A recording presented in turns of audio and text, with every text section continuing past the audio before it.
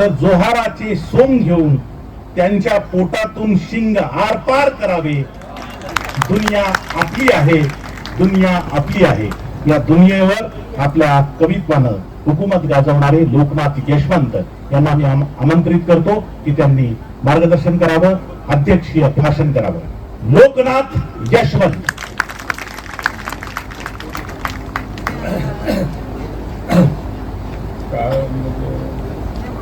मी आता संदर्भात आहे की अशा महत्वाच्या स्टेजवरून म्हणजे मी भाषण देऊन आलो बा.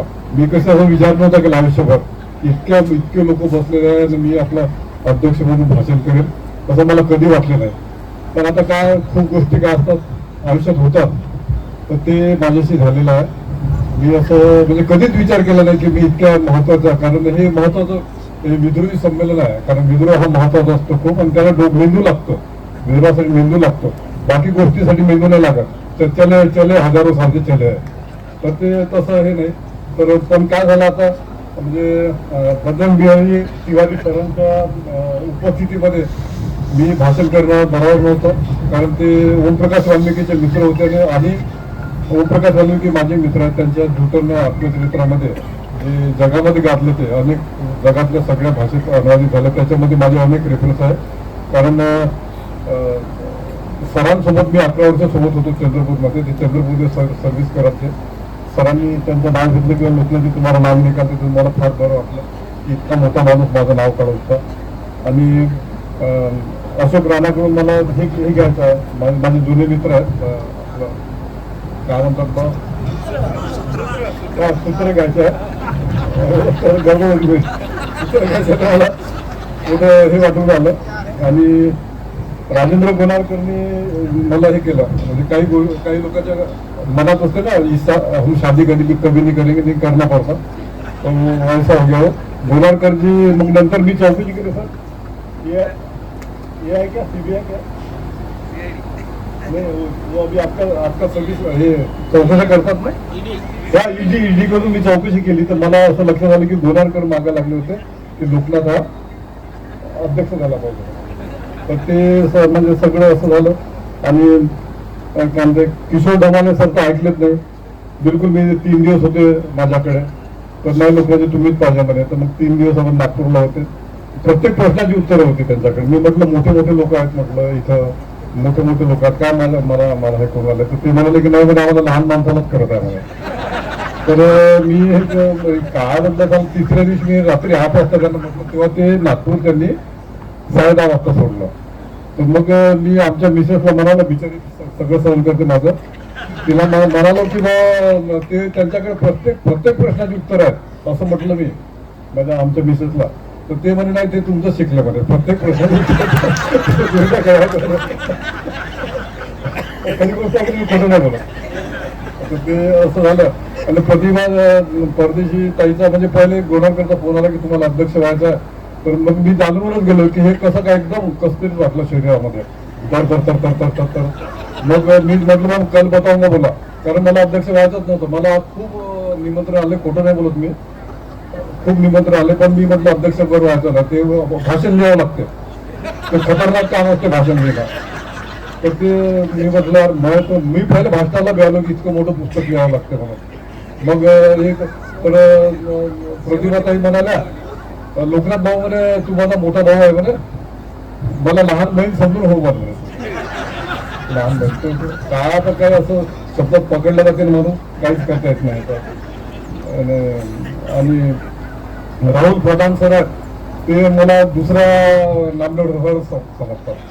मी आता आल्यावर बोले अभी तुमको बोले दूसरा नाम, अरे नामदेव कहा है, मैं कहा हूँ, बहुत बड़ी बात है सर, वो तुम्हारा बड़ा मन है कि मेरे को तुम नामदेव, लेकिन अपन उनके बाबू की बराबरी नहीं करते. उन्होंने बहुत जिंदगी देखी है, हमने क्या देखी है, बाबू की नहीं देखी है. मी एमएससी मध्ये बाबू होतो, लाईट लावतात ना एमएससी, त्याच्यामध्ये बाबू होतो. आणि मला कलावंताच्या कोट्यामध्ये नोकरी मिळाली. मला जे मी स्वतःच्या याच्यावर नाही भेटली, मला कलावंताच्या ती कवितेवर भेटली मला नोकरी. म्हणजे हे येतं ना काय बोलते इंटलेक्च्युअल वगैरे, आपण कुछ आहे नाही इंटलेक्च्युअल वगैरे नाही. तर आणि माझं शिक्षण मॅट्रिकच आहे. मॅट्रिक शिक्षण आहे माझं. जास्त शिकलो नाही, मला इच्छा नव्हती जास्त शिकायची, कारण काही व्यवस्थित शिकवत नाही लोक. भारतीय शिक्षण पद्धती आहे ना, काही कोई मतलब ही नहीं आता उसमें. दुनिया कहाँ जा रही है, तुम कहाँ जा रहे हैं, काही मतलब नाही आहे. आता हे 65 वर्षापूर्वी हे मडके काय म्हणतात त्याला, उतरवले बोलतो, मडके बोलतो हे 65 वर्षामध्ये तोडवलं आम्ही.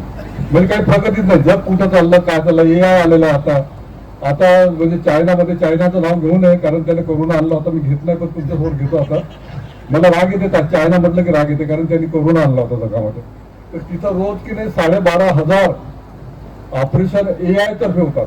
म्हणजे ते मशीन मध्ये तुमचा बिमारी कोणताही टाकून देतात आणि तिकडे बरोबर तो तुमचं ऑपरेशन करतो. इतकं जग सामान चाललंय ना, आपण ते करून राहिलो. काम किटून गेलेलं आहे. मी असं लहानपणी ठरवलं होतं, कारण आमच्या वडिलांनी मला फार चांगला संदेश दिला माझ्या वडिलांनी, की लोकनाथ कोणत्याही धर्मात जे धर्माच्या मागे लागत नाही म्हणे. सगळे धर्म बोगस आहेत म्हणे. A to Z सगळे बरं. एक धर्म चांगला असं मी म्हणणार नाही, कारण आमच्या वडिलांनी म्हणणं A to Z. मग त्याला सगळे आले बरं. विशिष्ट याचं नाव नाही घेत मी. ते तुमचं आयुष्य बर्बाद करतात म्हणे. धर्म आयुष्याचं बर्बाद करताना हे आयुष्य फक्त एकदा भेटते माणसाला, वारंवार काही भेटत नाहीये. फक्त एकदा भेटते आणि ते चांगलं जगलं पाहिजे म्हणे आपण, व्यवस्थित जगलं पाहिजे म्हणे. त्या आयुष्याचा पूर्ण फायदा घेतला पाहिजे म्हणे आपण. आणि धर्माच्या मागे लागूच नका म्हणे. लोकनाथ, मी तुझ्या तोंडून मध्ये कुठल्याही देवाचं वगैरे नाव ऐकणार, तो माझ्या तोंडातून कोणत्या देवाचं नाव निघत नाही. आणि मोठे लोक झाले, त्यांचे रेफरन्स बी निघत नाही माझ्या मनातून. आता काल एका पेपरने मला विचारलं की जुन्या कविता म्हणजे संत साहित्य वगैरे असते ना, वाचलं का, मला कुछ भी पडा, मग कुछ भी पड रहा बोला. मग टाइम नहीं ना दूसरे का पढ़ने का, कहाँ पढ़ेंगे आपण दूसरे का.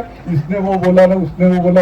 अरे मैं सोचूंगा ना, कारण माझी मान्यता अशी आहे, माझी स्वतःची मान्यता अशी आहे की आपली आई असते, प्रत्येक जगातली प्रत्येक आई असते, तिच्या उदरामध्ये मुलगा असतो, छोटा लहान मुलगा असतो. ती 9 महिने 9 दिवस आपल्या पोटात ठेवते ती आई. आणि ती स्वप्न बघत असते 9 महिने 9 दिवस की माझ्या पोटातला मुलगा ओरिजिनल निघेल, मोठा निघेल आणि बिलकुल वेगळा निघेल म्हणून. तर आपण कशाला डुप्लिकेट निघायचं, आपण डुप्लिकेट निघायचंच नाही. आपल्या आईचा विचार करायचा आपण, कारण हिशोब द्यायचा आपल्याला आपल्या आईला. उद्या आपल्या आईला विचार बेटा तू काय केलं लोकनाथ, तर मी काय बोलू, याचा प्रचार केला, त्याचा प्रचार केला, ते असे होते, ते कायचे असे होते ते. आणि जगाचा विचार करायचा ना. आता तुमच्या ग्रामपंचायतचा जो सरपंच आहे त्याचं नाव मला माहित आहे का, मला माहितच नाही ना. मेरे बड़े लोगों को नाम मालूम है, आइंस्टाइन का नाम मालूम है मेरे को. तो चांद पे जो गया नीलांबर टंगली उसका नाम मालूम है. हे फालतू लोक याचे हे करत बसतात इकडे, चाले कोण ओळखत नाही. आता हे मोठे म्हणतात की असे वो उच्च वर्ण, काय की उच्च वर्णीय तुम काय तुम भारतीय लोक उच्च वर्णीय जगात एकच असते, तो म्हणजे इंग्लंडचा माणूस, ज्याचा शुद्ध वीर्यातून तो आलेला आहे, असं शुद्ध. बाकी तसं डुप्लिकेट आहे. काय हे उच्च वर्णीय उच्च वर्णीय, मला बिलकुल ते पटत नाही. आणि आपला विचार करता आपल्या डोळ्यांनी दुनिया बघायची ना, म्हणजे आपल्या डोळ्यांनी दुनिया बघितली पाहिजे. आपण दुसऱ्याच्या डोळ्यांनी का बघायची दुनिया. आपलं आयुष्य आपण जगात, ये बोले वो उसका ये है वो उसका, काय मतलब येतच नाही काही. आपलं आयुष्य आपण जगा ना. तुम बोले की यार लोकांना शहाणेपणा बतारा करके, तसं नाही आहे. मी तुम्हाला सांगतो आपल्या पद्धतीने जगा. तुम्ही याचे रेफरन्स, त्याच्यावर पुस्तक लिहून आले, याच्यावर पुस्तक, तुमच्यावर पुस्तक लिहा ना. तुम्ही काय पाहिलं ते पहा ना. तुम्ही जगासमोर काय केलं तुम्हाला हिशोब द्यायचा आहे ना. तुम्हाला हिशोब द्यायचा ना, आपल्या आईला हिशोब द्यायचा आहे तुम्हाला. तिथं स्वप्न बघितलेलं आहे 9 महिने 9 दिवस. का आपण असं डुप्लिकेट निघायचं का. तर आपल्या बरं आपल्याला एकच डोळा कामात असतो. आपल्याला एकच डोळ्यानं आपलं काम होते. 2 डोळे दिलेले आहेत. आपण एका डोळ्याने जग बघा ना. तर मी सगळं बघत होतो जग. आणि काय झालं की शिक्षणात माझं मन नव्हतं ते, म्हणजे मी तुम्हाला अजून 2-3 ठिकाणी मी म्हणालोय की एक म्हणजे 3रा वर्ग असतो, 3ऱ्या वर्गात गाईचा निबंध असतो, माझी शाळा ते मॅट्रिक पर्यंत असते ते 2. हे काय शिक्षण पद्धती आहे काय बोगस. तुम्हाला कळून देत नाही ना. तुम्हाला समोर जायचं आहे ना. लोक चंद्रावर जाऊन आले. आणि 2005 मध्ये काय ते अमेरिकेने एक स्टेटमेंट दिलेलं आहे की बा आम्ही आता चंद्रावर जाणार नाही, माती आहे म्हणून, फक्त माती. त्यांचं स्टेटमेंट आहे, तुम्ही बघू शकता. अमेरिकन स्टेटमेंट आहे किंवा आम्ही चंद्रावर चाललो आता. हे 2 वर्षापूर्वी चंद्रावर जाऊन आले. आणि हे कॅलरीवरून करायला की हम चांद पे जा रहे हैं. दूसरे ग्रह नाही का, करोडो अब्जो खरबो ग्रह आहेत, ग्रह तारे आहेत, गॅलेक्सी आहेत, लाखो गॅलेक्सी आहेत. त्यांचा तुम्हाला विचार करता येत नाही का? त्या एकाने चुकलं म्हणून तुम्ही हे करून आले का? तसं नाही आहे. आपल्या पद्धतीने जगा तुम्ही. आणि मग काय झालं की आता आयुष्यामध्ये आपण काहीतरी केलं पाहिजे म्हणून मला असं वाटलं की आयुष्यामध्ये आपण केलं पाहिजे काहीतरी. तर आपण मी मार्ग शोधत होतो की काय करता येईल म्हणून. मग काही दिवस मी चित्र काढले, काही दिवस मी संगीताकडे लागलो. म्हणजे मॅट्रिक मध्ये लोक म्हणतात की मैं डॉक्टर होऊंगा, मैं इंजिनियर होऊंगा म्हणून. मैं डॉक्टर होऊंगा, मैं इंजिनियर होऊंगा. आणि आता काय ते एमबीबीएस होऊंगा. काय लोक एमबीबीएस ला ऍडमिशन भेटायसाठी काय काय करून आले बाबा. काहीच्या काही 20-20 लाख रुपये, किती 1-1 करोडच्या जवळपास कॉलेजला येऊन आले की आमचे हमारे लडका. आता मी ऐकलं एक डॉक्टर आहे नागपूरचा, त्याने म्हणजे 1 करोड दिले म्हणे त्यांनी फक्त एमबीबीएसच्या. काय ते असं हे लावत असते फक्त, खोटं बोलत असते. अजून काय झालं. आणि तुम्हाला आता मी माझा मित्र आहे एमडी आहे तो आपला नागपूरला. मी एक दिवस भरमुतात गेलो आणि लोकांची बोले तुमने कोरोना का इंजेक्शन लिया बोले. मला म्हणे करके ये ऐसा लग रहा हो. बोला क्या झूठ बोल रहा है तू. बोला मैंने कोरोना का इंजेक्शन लिया ही नहीं बोला. बोले लिया नहीं बोला, लेकिन सर्टिफिकेट मेरे पास आहे बोला. सर्टिफिकेट माझ्याकडे आहे. आमच्या परिवार आम्ही कोणीच घेतलं नाही कोरोनाचं इंजेक्शन. माझ्या मुलांनाही घेतलं नाही, मी घेतलं, पण सर्टिफिकेट माझ्याकडे आहे. तर मला ये झूठ बोल रहा है. नहीं बोले, जब बोले डॉक्टर लोग को कुछ समझता नहीं, बोले बोलते बोले कि वो तूने कोरोना का इंजेक्शन लिया कर. अब मेरे को तुम्हारे वाले समझ ही नहीं रहा. बोले तुम्हारे बोल दिया बोले कोरोना का इंजेक्शन, मेरे मालूम नहीं था. अरे बोले तुमने कोरोना का इंजेक्शन नहीं लिया करके. असं खोटे बोलतात. या खोटे बोलासाठी करोड रुपये देतात का? तर हे जग आपल्या डोळ्यांनी बघा ना. तर मला वाटलं की काहीतरी करायला पाहिजे. पेंटिंग पाहिलं मी करून, काम ते आपलं लघुकथा पाहिलं, काहीच जमलं नाही. मग सगळ्याचे पैसे लागतात, पैसे नव्हते आपल्याकडे. मग नंतर मला कविता भेटली की बाबा मोठी गोष्ट छोटी करून सांगणे आणि आपल्या पद्धतीने सांगणे. तर मला काय हे नव्हतं ना. म्हणजे एक घटना असते, त्या घटनाला ओढली की ते कादंबरी होते आणि तिला कामकाज केलं की ती कविता होते. मला ती कविता खूप आवडायची की आता मग मला काही भेटलं नाही. तर मग काय झालं एक दिवस, मग मला सिनेमा पाहायचा फार शौक आहे. म्हणजे सिनेमा जर नसताना तुम्ही कवी झाला नसतो, हे मी तुम्हाला सांगतो. सिनेमामुळे मला जग बघता आलं ना. अमेरिकेला कोण जाणार आहे, इंग्लंडला कोण जाणार आहे, सिनेमात सगळं दिसतं एक तिकीट काढलं म्हणजे. आणि माझे वडील म्हणायचे, मला नेहमी म्हणायचे मला की लोकनाथ फॉरेनचे सीन कोणत्या सिनेमात आहे तुम्हाला सांगत नाही. म्हणजे आपण दोघं जण जातो म्हणून. आम्ही खूप सिनेमा बघितले माझ्या वडिलांसोबत. दुनिया की सैर, काय म्हणते लव्ह इन टोकियो, हे सगळे माझे. आणि आम्ही अमरावतीला राहत होतो आम्ही. तर अमरावती हे फिल्म डिस्ट्रीब्युटरचं मोठं शहर आहे. तर आम्ही शनिवार रविवार अभ्यास नव्हतो करत. मी आयुष्यात अभ्यास केलाच नाही मी कधी. म्हणजे आपला परीक्षा पुरता केला. मी दिवस माझा फिल्म वेचण्यात जात होतो. फिल्म अशी बघतो ना आपण, त्याच्यात जात होतो. त्याच्यात खूप इफेक्ट आहे. जर म्हणजे सिनेमा नसता तर मी कवी झालो होतो. आणि याच्यामध्ये काय झालं की आपलं श्याम बेनेगलचा निशान सिनेमा आला होता. त्या निशांनी माझ्या डोक्यावर खूप केलं. तो गावचा जो मुखिया असतो, ज्याला पाटील म्हणतात ना, पाटील म्हणतात काहीतरी गावामध्ये. तर ते खूप अन्याय करतो गावावर, खूप अन्याय करतो. मग माझ्यासारखा माणूस तिथे जातो आणि मग तो म्हणतो की खूप अन्याय होऊन राहिला. मग तो काय करतो, त्या पूर्ण गावाला सांगतो की अन्याय करायचं काय एक करो बोले. मग पूर्ण गावाला एकत्र करून पूर्ण गाव त्याच्या घरी रात्री धावा बोलते आणि पूर्ण पाटील कुटुंबाला मारून टाकते ते. म्हणजे त्या दिवशी अन्याय म्हणजे निशांत, म्हणजे अंधाराचा अंत झाला. तर ते माझ्या डोक्यावर फार इफेक्ट करून गेला. तो म्हटलं नाही, इथं एक क्लू भेटू शकते आपल्याला म्हटलं. मग नंतर दुसरं झालं ते सामना पाहिला रामदास फुटाणेचा. रामदास फुटाणे मग म्हणजे मारुती कांबळेचं काय झालं. मारुती तो पाटील असतो ना, बदनाथ पाटील असतो, तो मारुती कांबळेचा खून करतो तो. तर मग ते खून करतो त्याला कोणी बोलायला तयार नाही. कारण काय असतं ते पाटलाविषयी कोणी काय बोलत नाही ना. काय गरीब लोक बोलतील बिचारे, त्यांच्या खाण्यापिण्याची सोय नाही आहे, काय बोलतील, कोण दुश्मनी घेतील. पण माझ्यासारख्या खुटी बोळ उपाळ माणसाला माहित होते ते. त्याला म्हणजे जो श्रीराम लागूजी आहे उनको मालूम होता की ऐसा हो. मग त्या गावात जातात. मग ते विचारतात की मारुती कांबळेचं काय झालं. मग गाव उठते, मग मारुती कांबळेचं काय झालं. तर ते माझ्या डोक्यामध्ये बसलं. तर मग माझ्या एकदम थीम आलं. आणि मग काय झालं तरी सांगितलं मी की मग मला म्हणजे बुक स्टॉलवर जाऊन बघण्याचा खूप हे होता, शौक होता मला. तर मी एका बुक स्टॉलवर गेलो अमरावतीला. संध्याकाळची वेळ होती, एकटाच होतो मी. तर मी गेलो आणि बघितलं तर तो जो मालक आहे तो बिचारा त्या नौकराला मारत होता तो, आणि शिवा देत होता, चाले तू गया नाही उधर पोस्ट पे गया नाही ये काय. आणि तो वयस्कर माणूस होता, जो ज्याला मारत होता तो वयस्कर, टोपी घातलेला होता, आपला बंगाली शर्ट होतं आणि धोतर होतं त्याला, आणि त्याला खूप मारत होतो. तर मी तिथं उभं होतो, मी पाहून आलो, तो मालक आला, क्या क्या क्या होना बोला तेरे को, बोला कुछ नहीं होना बोला, काय तो खरा आहे बोले आता, मला नाही किताबे देख रहा बोला. मग तो पुन्हा आतमध्ये गेला, पुन्हा मारलं त्याला की तुम्ही हे काम नाही किया, तुम्ही वडलासारखा माणूस, तर तो जवान पोट्टा त्याला मारून आलेला. तर मग काय झालं, मी तिथं खूप वेळ उभा होतो तर मग मी दूर जाऊन उभं राहिलो. मी म्हटलं की हे भावाजी जेव्हा घरी निघतील तेव्हा त्यांना विचारू म्हटलं. मग ते भावाजी निघाले 8 वाजताच्या दरम्यान, आणि त्यांची सुट्टी झाली. मग ते निघाले तर मग चालले बिचारे आपले. तर मी त्यांच्या मागे धावत गेलो. मी म्हटलं की भावाजी, तर ते म्हणे काय असं पलटले का, तो मालक कोण मारत होता. म्हटलं तुम्हाला तो आपलं तो बिचारे हे म्हणाले, भावाजी म्हणाले नाही म्हणे, तो मालक आहे म्हणे, मारत असते म्हणे, घर चालते म्हणे, तो पगार भेटते म्हणे मला. तर इतकं वाईट वाटलं मला, म्हटलं नाही.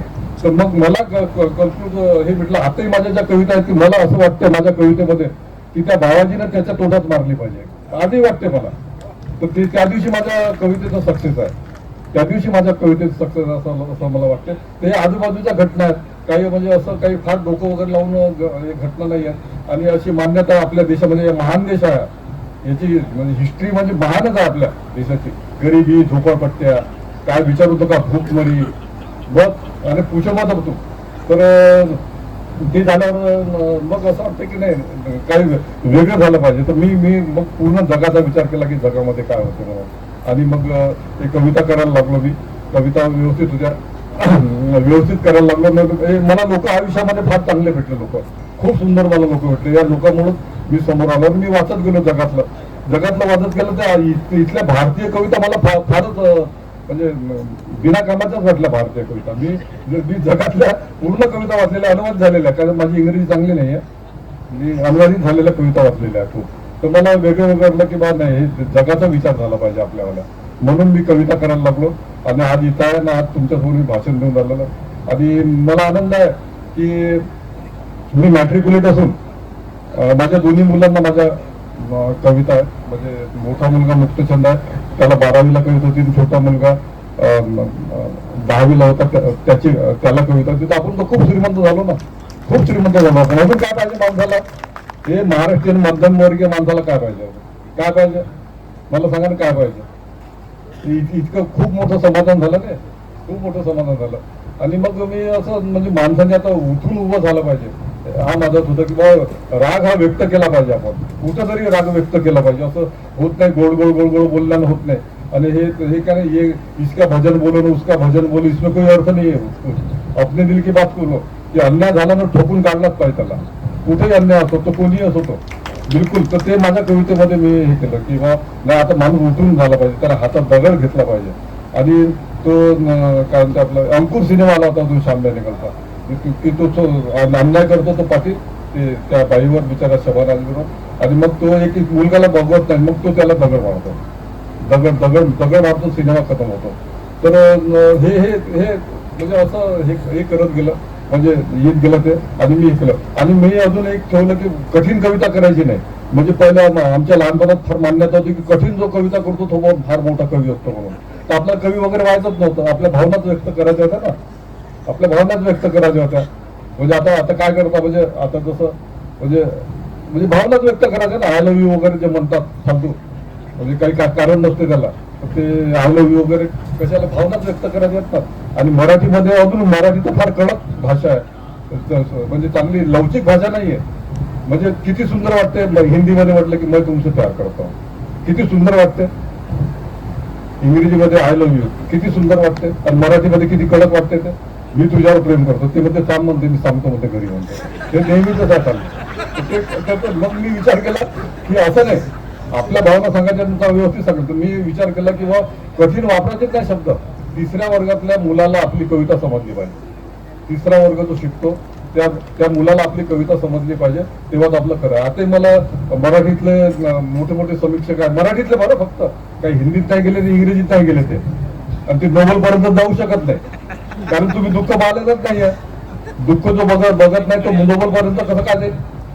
काय म्हणतो सर? तर दुःख पाहावं लागतं ना तुम्हाला. इथं मस्त 5 स्टार जगणं सुरू आहे लोकांचं. बढ़िया खाते पीते रात को टीवी देखते ना सो जाते बढ़िया, सुबह उठते. तुमको कैसे का नोबल मिळणे वाला? नोबलचं पडताळून पहा तुम्ही. ज्यांनी दुःख बघितलंय त्याच देशाला ते म्हणजे हे देतात. आता जनगण मनाला का भेटलं हे मला माहित नाही, तुम्हाला हिस्ट्री माहित आहे सगळं, मी काही त्याच्याविषयी बोलणार नाही. एकच भेटलं. आता अजून एक हे आलं, आता विस्थापना जगामध्ये मोठ्या प्रमाणात विस्थापना सुरू आहे. ते मुस्लिम कंट्रीमध्ये आहे की म्हणजे एका गावचे लोक एका गावात राहू शकत नाही. ते बिलकुल सतत त्यांना बदलावं लागतं आणि दुसरे मारणार येतात. तर आता मी एक इंटरव्ह्यू बघितला, तर त्या इंटरव्ह्यू मध्ये तो बिचारा विद्वान माणूस तो म्हणतो की 20 साल के बाद 22 साल के बाद में सब जो नोबल है वो कंट्री को मिलने वाले पूरे, क्योंकि वो दुःख देख रहे हैं. म्हणजे ते दुःख पाहतात. तर दुःखातून हे होते ना सगळं. तुम्ही 5 स्टार बघून आले, कसं काय तुमचं साहित्य मोठं होणार? काय झालेलं आहे मराठीमध्ये, काय झालेलं आहे? एक बिचारे नामने जसा लक्ष देतात आपल्या, की त्यांनी बघितलं ना स्त्रियांचं दुःख काय असते, कशा बिचारा आपल्या आया बहिणी इथे येतात, कारण ते रस्त्यावर उभं राहतात. मी बघितलं नाही ते सगळं. ढसाळ सर जिथे जिथे गेले तिथे जाऊन आलेलं मी. कसं बघतात ते बिचारे, बोलवतात ते म्हणजे फालतू लोकांना बोलवतात, दादा बोट फुटली की बोट फुटलं की, म्हणजे पोटासाठी वेशाव्यवसाय करतात ते. वेशाव्यवसाय. आता माझा मित्र एक मोठा आहे, तो सांगत होता की नाही आम्ही गेलो तर ते ती बाई म्हणते म्हणे की भैया मेरे को मत देखो, बाई को देखो, 2 दिन से उसका ये नहीं हुआ क्या, म्हणजे तिला गिरायक नाही भेटलं म्हणून. तर इतकं दुःख आहे. हे दुःख कुठं ठेवता नाही, भलतंच काही लिहित चालले. हा राजा म्हणाला, तो राजा म्हणाला, तो राजा म्हणाला. काय करता राजा म्हणाला म्हणून काय किल्ले जिंकायचे का दरवेळेस? त्याच्यावर आता मी अनेक किल्ले बघितले, ते हिरवं गाव उगवलेलं आहे. अरे पण त्याच्या मागे किती लोकांचे जीव गेलेले आहेत, किती लोकांचे जीव गेलेले आहेत.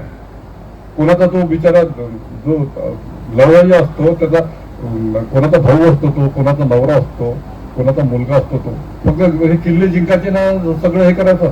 तर हे पटत नाही आपल्या मनाला, बिलकुल नाही पटत. तर हे असंच मी लिहित गेलो तर मला म्हणजे कवी बनत गेले की यालाच कवी. मला आताही समजून आलेलं किंवा म्हणजे कवी म्हणजे कसं काय असते वगैरे वगैरे. पण मी हे लिहिलं, मग मला काही विस्थापनेचं दुःख फार असते. कारण माझ्या वडील, मी 8 शाळा बदललेल्या आहेत, 10वी पर्यंत 8 शाळा बदलल्या मी. आणि त्याच्यामुळे माझे मित्र सुटत गेले, लहानपणातले मित्र सुटत गेले. त्याचं मला खूप दुःख आहे, त्यांची भेट कधी होत नाही. मग मी काय केलं की मग एक थोडं बघितलं की भारत पाकिस्तानची जेव्हा फाळणी झाली तेव्हा काही लोक तिकडे गेले, पाकिस्तानला गेले. मग नंतर इकडे दिल्लीच्या झोपडपट्टीमध्ये झाले. तर ते आता वयस्कर झालेले आहेत आणि त्यांचं दुःख ते एकमेकाला सांगू शकत नाही, भेटू शकत नाही. ते इतके गरीब आहेत की पासपोर्ट काढून तो भारतात येऊ शकत नाही, इकडचा पासपोर्ट काढून तिकडे पाकिस्तानला जाऊ शकत नाही. तर मी त्यांचं दुःख एका कवितेमध्ये मांडलं. आणि त्याचे समीक्षक होते नारायण सुर्वे सर, लोकवाङ्मयाने काढलं होतं तो दिवाळ्याचा. तर माझ्या दोन्ही कविता ते सिलेक्ट केल्या त्यांनी या दुःखावरच्या, विस्थापनावरच्या. तर मी त्यांना अमरावतीला भेटलो, म्हटलं की सर म्हटलं मी तो आहे, तुम्ही नाही म्हणे तो नाही, तो म्हातारा व्यक्ती आहे म्हणे. तेव्हा माझं म्हणजे वय 22 वर्षाचं होतं. 22 वर्षात मी त्या कविता लिहिल्या होत्या. मग नारायण सुर्वे म्हणाले की नाही म्हणे तो म्हणे म्हातारा माणूस आहे म्हणे, ते भारत पाकिस्तानचं ते फाळणीचं लिहिलं म्हणे. ते म्हटलं नाही सर मीच आहे ना. म्हटलं नाही रे म्हणे, तो खोटा बोलून राहिला म्हणे, ते दुसऱ्याच्या कविता. मग मी माझ्या मित्रांना दिलं, त्या मित्रांनी मला सांगितलं की त्यांना सांगितलं की सुर्वे सरांना की हाच तो लोकनाथ यशवंत आहे म्हणून. मग ते म्हणाले की नाही रे म्हणे. मग त्यांनी माझ्या पाठीवर हात ठेवला. यामध्ये मला विश्वासच बसत नाही. मला एकदम कॉन्फिडन्स झाला की मी इतक्या चांगल्या कविता करू शकतो किंवा नारायण सुर्वे आपल्यावर विश्वास करत नाही. मग मी म्हटलं नाही, याच्या मागे लागलं पाहिजे म्हणून. तर मी मग 10-15 मिनिटं बसलो त्यांच्यासोबत, चहा वगैरे घेतला. त्यांनीच बनला मला चहा. तर मी म्हटलं सर म्हटलं बेस्ट कसं लिहिलं जाते मला सांगा म्हटलं, एकदम बेस्ट म्हटलं जे जगात चालेल म्हटलं. तर नारायण सुर्वे म्हणाले नाही म्हणे, ते लोकांना तसं सांगता येत नाही म्हणे. बेस्ट काय ते जगात सांगता येत नाही. बरोबर होतं. त्याचा प्रत्येक सिनेमा शोले झाला असता ना, असे फालतू सिनेमे निघाले असते का? फालतू सिनेमे निघालेच असते. प्रत्येक असे काही ठोकताळे नाही म्हणे, खूप मेहनत करावं लागते म्हणे, खूप मेहनत करावं लागते म्हणे.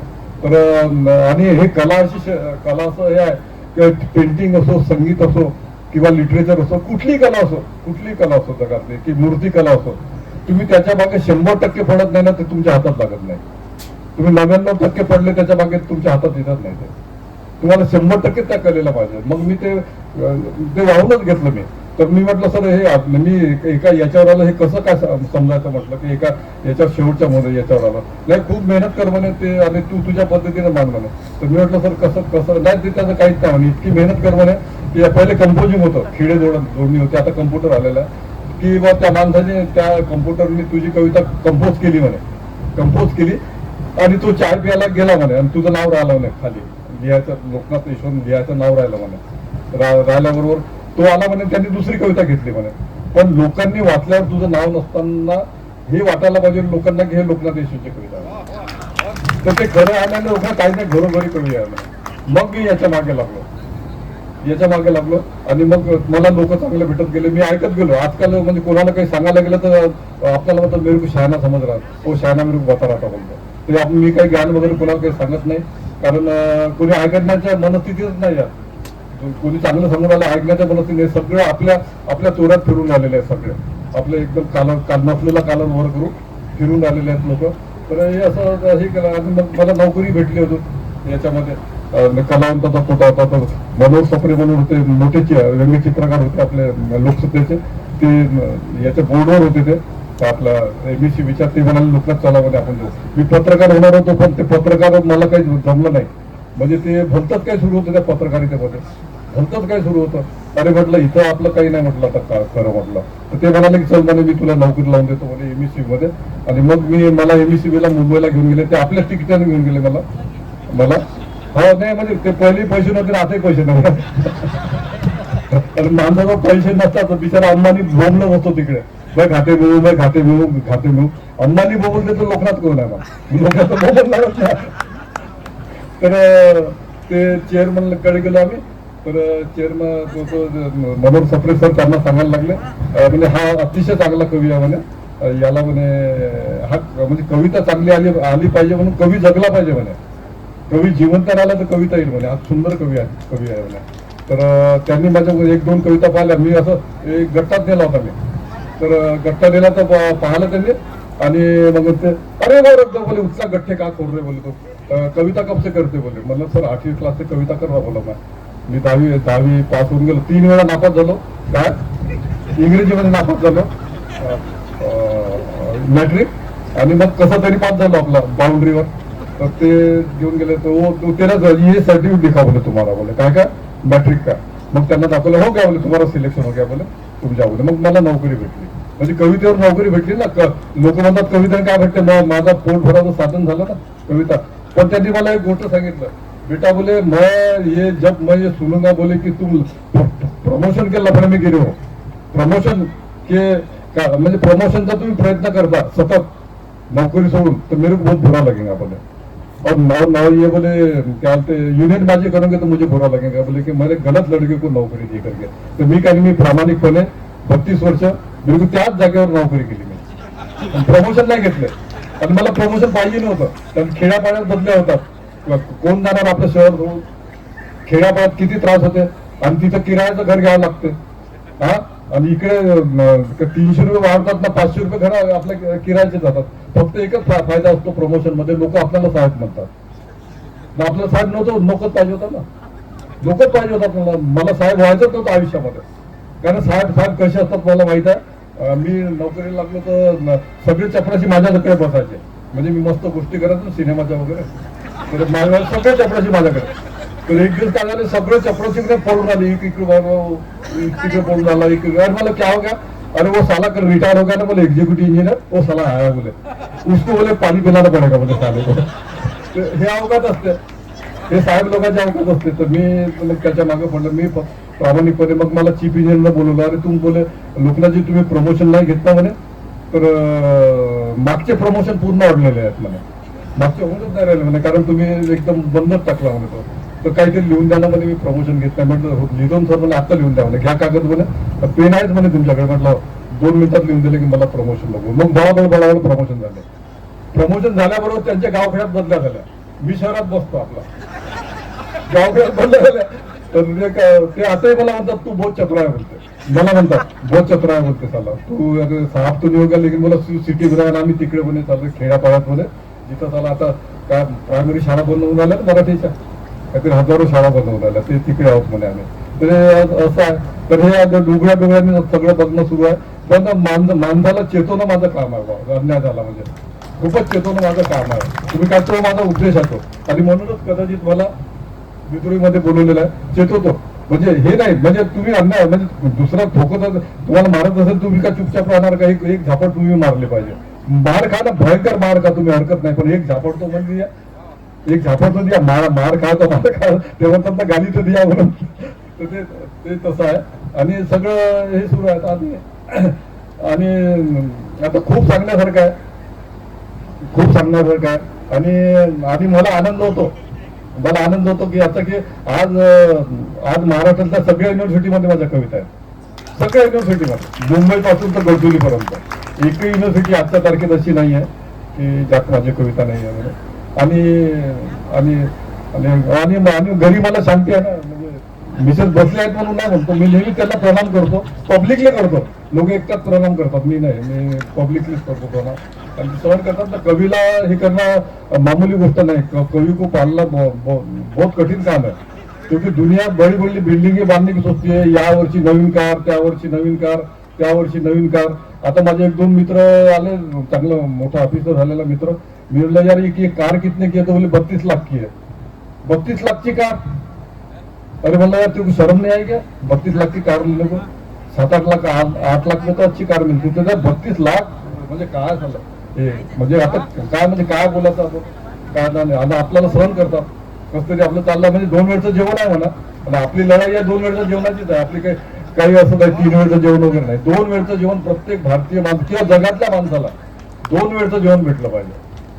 तुम्ही काही म्हणा, नाही तर तुम्हाला भूक लागली ना तर गुन्हेगारी आपल्या मनात येते की साला इसको 2 मार के रोटी छिनेंगे करके. तर हे 2 वेळचं जेवण महत्वाचं. तुम्ही काही म्हणा, बाकी हे सगळं ढकोसलेबाजी आहे की ये कार लेंगे, वो कार लेंगे, वो बिल्डिंग बांधेंगे, वो एअर कंडिशन लेंगे. सगळ्या फालतू गोष्टी आहेत. 2 वेळचं उपाशी राहून पहा तुम्ही, मग तुम्हाला समजते. आता कोरोनामध्ये किती आपत झाली होती उपाशी लोकांची. मी एक व्हिडिओ बघितला होता, तो व्हिडिओ माझ्या डोळ्यातून आतापर्यंत नाही चाललेला आहे. एक भिकारी जात होता, कॅमेरा लागलेला होता. एक भिकारी म्हणजे गरीब माणूस जात होता आणि त्याला एक पोळी दिसली एकदम म्हणजे कडक झालेली अशी. तर त्यांनी ते आनंदाने पाहिली, तिला पाहिलं, असं इकडून पाहिलं. आता व्हिडिओ चालला तो खूप पाहिला ना. आणि काय केलं त्यांनी, तो नळावर गेला, तिथं कॅमेरा होता, नळावर धुतली ना, आनंदाने त्याने खाल्ली ते पोळी. तर मला ते पोळीचं महत्व फार वाटतं. तुम्ही काही म्हणा, मला पोळीचं महत्व मला फार आहे. 2 वेळचं जेवण पाहिजे बा, काही म्हणा. आता एक चांगला मला एक गोष्ट आवडलेली आहे. जे काही विद्यमान सरकार वगैरे आहे, आपल्याला कधी आपण हेच लोक खुटीपणच लोक आपल्याला काय आवडत नाही, पण ते 80 लाख लोकांना म्हणजे जेवण देऊन आले, म्हणजे अन्न देऊन आले. मला हे फार चांगली गोष्ट वाटते. 80 लाख लोकांना म्हणजे किती गरीब आहे तुमच्या इथं पहा. आताही तुम्ही चिखलदऱ्यामध्ये जाणार, आता ते मोठे पोट आले पोरं दिसतात, बारीक, किती कुपोषण आहे. काहीच वाटत नाही. ये हो रे ना, वो हो रे ना. आता अजून जे रिपोर्ट येऊन राहिलेले आहेत म्हणजे जागतिक रिपोर्ट, तर अतिशय म्हणजे लाजिरवाणे रिपोर्ट आहेत भारताविषयी. चांगले रिपोर्ट नाहीत ते. त्याच्यामध्ये एक रिपोर्ट आला आपला वर्ल्ड बँकेचा की सगळ्यात कर्जदार देश भारत आहे म्हणून. सर्वात तुम्ही पडताना पहा तुम्ही, सगळ्यात कर्जदार. आपण काय केलं आपण लोकांची भूक शमवली का आपण? तुम्ही म्हणजे इतकं कर्ज घेऊन काय केलं तर पुलानं रस्ते बांधले, अजून काय केलं? तर हे असं हे सगळं एक कवी म्हणून मी सगळं बघत असतो हे, आणि ते बघणं माझं काम आहे. आणि छोट्या घटना घडतात, त्यात माझ्या कविता आहेत. माझी प्रतिक्रिया आहे ती, माझ्या डोक्यातून काही येत नाही. एक काय म्हणते, काय कोणती तरी देवी असते म्हणतात, ते असं हे करतात, काय हात फिरते म्हणतात, तेव्हा माणूस कवी होतो. हे फोकणाऱ्या आहेत सगळ्या. तुम्ही की नाही डोळे उघडे ठेवले ना, बरोबर कवी होता तुम्ही. डोळे उघडे ठेवा, बिलकुल कवी होता तुम्ही. आता एक घटना सांगतो मी तुम्हाला, वारंवार सांगतो की आता माझी कविता आहे नवीन कविता संग्रहामध्ये, की एका गावामध्ये 2 प्रेमी होते. म्हणजे लाज वाटण्यासारखीच गोष्ट आहे भारतीय लोकांना आहे की 2 प्रेमी होते. आता आपल्या इथं तर भारतात प्रेम करताच येत नाही तुम्हाला. पोरगी बोलले की झालं गावात भलतच काही सुरू होते. तर ते प्रेम करणारे लोक होते. तर ते त्यांच्या घरून विरोध आणि पूर्ण गावामध्ये विरोध की बा म्हणजे हे. तर ते भेटले, मग म्हणजे आपला विरोध हो रहा अपने प्यार को. तो कैसा करते बोले, नाही बोले आपण तो मिल नहीं सकते बोले, अपनी शादी नहीं हो सकती बोले अभी. तो आपण तर तो मुलगा म्हणजे की आपण आत्महत्या करू बोला. आत्महत्या करू बोले कैद का तुम्ही मिलेंगे बोले म्हणून. तर मग त्यांनी आत्महत्या केली दोघांनी. आता टीव्हीवर आलेली बातमी आहे, हे माझ्या कविता आहेत या, हे माझ्या कविता आहेत. तर ते त्यांनी आत्महत्या केली. आत्महत्या केल्यावर काय झालं, मग बिचारे मेले दोघे मेले. फक्त हे काय जाती फातीचं लफड असतं ना, धर्म फर्माचं, बोगस धर्म आहेत ना, बोगस जाती फाती आहेत, याच्यावर बिचारे आत्महत्या केली त्यांनी. मग माझ्यासारखा एक माणूस गेला तिथे, माझ्यासारखा एक जागरूक माणूस गेला तिथं, सुबुद्ध वगैरे म्हणणार नाही तर भलतच कळ जाते ते. तर गेला तिथे. मग त्याला माहित झालं, त्याला गावच्या लोकांनी सांगितलं की ऐसा तो बोले हमारे गाव में दोनों प्रेमीने बोले आत्महत्या कर डाली यार बोले. तर मग त्याला फार वाईट वाटलं, अरे ते यार गलत हुआ बोले, तो अभी क्या करते, तो बोले नाही म्हणे आता त्या सरपंचाला बोलवलं. मग त्यांनी त्या गावच्या सरपंचाला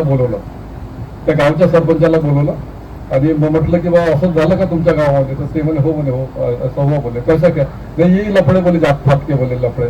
हा, घरात खायला नसते पण जात बरोबर फाडणार. आणि भारतीय माणसावर तर माझा विश्वासच नाही आहे, प्रत्येकाच्या डीएनए मध्ये जात आहे. तुम्ही काही म्हणा, माझा विश्वास नाही स्वतःचा, बरोबर जात उकडून येते. जेव्हा तुमची गरिबी वगैरे वर निघते ना, तेव्हा सगळं जात तुमची श्रीमंती राहिली जात जपून राहते, नोटा खिशात राहिले जात जपते.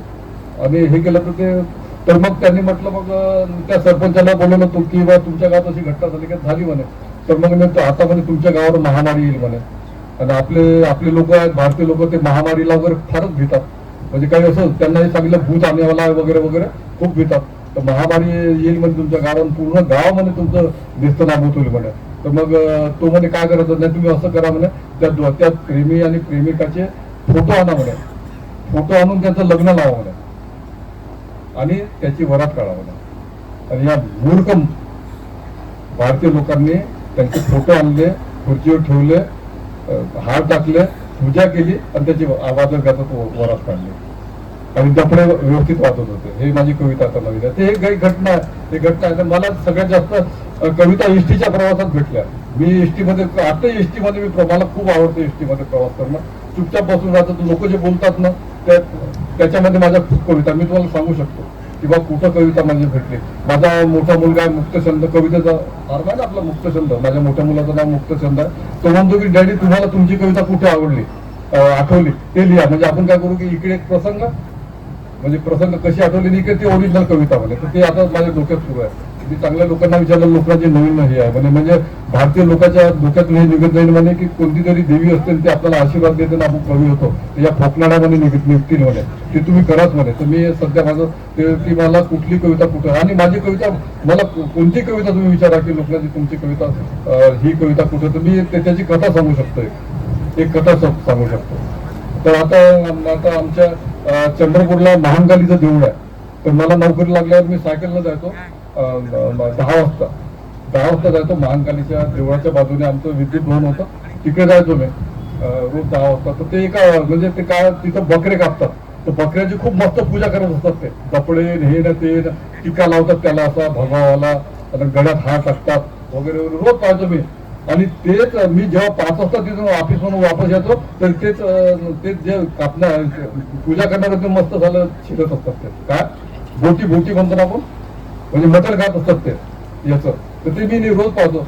मग ते म्हणजे बोकळावरची माझी फार फेमस कविता आहे की बा तो या धुंदीत होता की माझा फार मान सन्मान होत आला, मानेवरून चोरी कधी गेली माहीतच नाही पडलं मला. म्हणजे मी जेव्हा 5 वाजता यायचो तेव्हा ते त्याची मटण खात होते सगळे, आणि जाताना सगळे पूजा करायची त्याची. तर तो संभ्रमात आहे, तो बोकड संभ्रमात आहे. आता माझी अजून एक कविता आहे बोकडावरची, लव्ह स्टोरी म्हणून. ते लोक खूप त्याचा हे उल्लेख करतात, लव्ह स्टोरी म्हणून प्रेम कथा.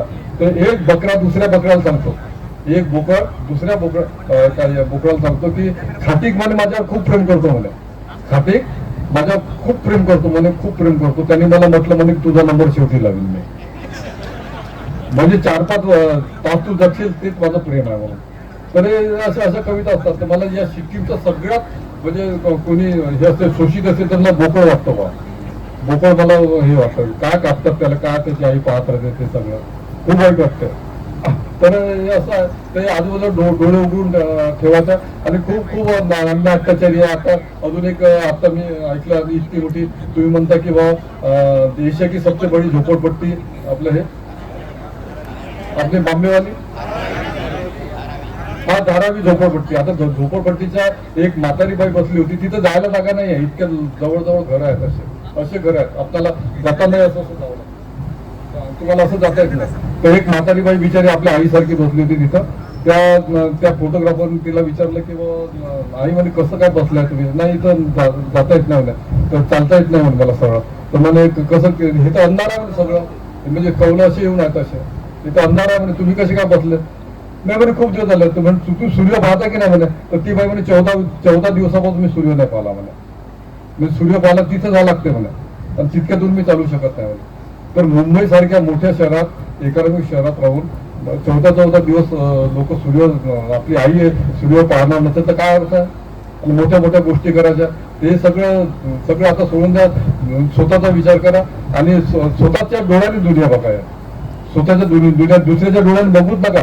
कोण काय म्हणाला, कोण संत काय बोलला आणि काय, ते जाऊ द्या. आता तुमको नाकू हिसाब देणार ना तुम्हाला आईला हिशोब देणार आहे, द्यायचा आहे ना. ते आई हिशोब घेईल ना आपला, की तू काय केलं म्हणून. तर आपला हिशोब तू सांगू नका, हा म्हणाला तो म्हणाला. तुम्ही काय म्हणाले ते सांगा ना, तुम्ही काय म्हणाल ते सांगा ना. मोठे मोठे आदर्श आहेत ना आपल्या समोर. आमच्या घरी तर आईस्टाईनचे फोटो लागलेले, जे माझ्या घरी आले आईस्टाईनचे फोटो आहेत आमच्याकडे. तर आदर्शही मोठे ठेवा. काय लोकल लेवलचे आदर्श ठेवायचे? स्त्री हे बोला ना, उसने बोला, बिलकुल नाही. मोठाच विचार करायचा आणि आईला हिशोब द्यायचा आपला व्यवस्थित. झाला तर काय बोलू आता, झालं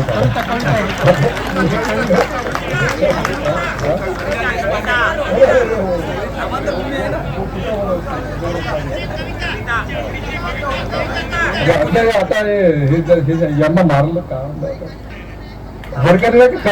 करकरे हेमंत करकरेला माझ्या कविता खूप आवडायच्या. आम्ही संध्याकाळी फिरायला जायचो, खूप आवडायच्या. तर हेमंत करकरेला मी दिसलो ना, तर मला म्हणायचं, मला एक माझी कविता म्हणायची जेलर नावाची. हेच म्हणतो, कारण हे म्हणायचं की कविता वाचायला लागते, ती माझी पुस्तकं तिकडे ठेवलेले आहेत पूर्ण. तर जेलर नावाची कविता, जेलर, की जेलर बिनधास्त झोपी गेला, जेलर बिनधास्त झोपी गेला. आता कैदी एकमेकावर नजर ठेवून आहेत, आता कैदी एकमेकावर नजर ठेवून.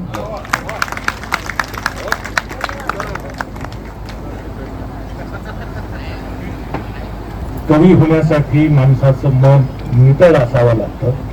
आरपार नितळ मनाचा कवी लोकनाथ यशवंत यांनी अतिशय मनस्वी असं मनोगत व्यक्त केलेलं आहे. त्यांचं जे लिखित भाषण आहे हे आपल्याकडे उपलब्ध आहे. या कार्यक्रमानंतर आपल्याला स्वागत कक्षामध्ये ते भाषण आणि स्वागताध्यक्षाचं भाषण, हे दोन्ही लिखित भाषण आपल्याला उपलब्ध होतील. यानंतर मी आमंत्रित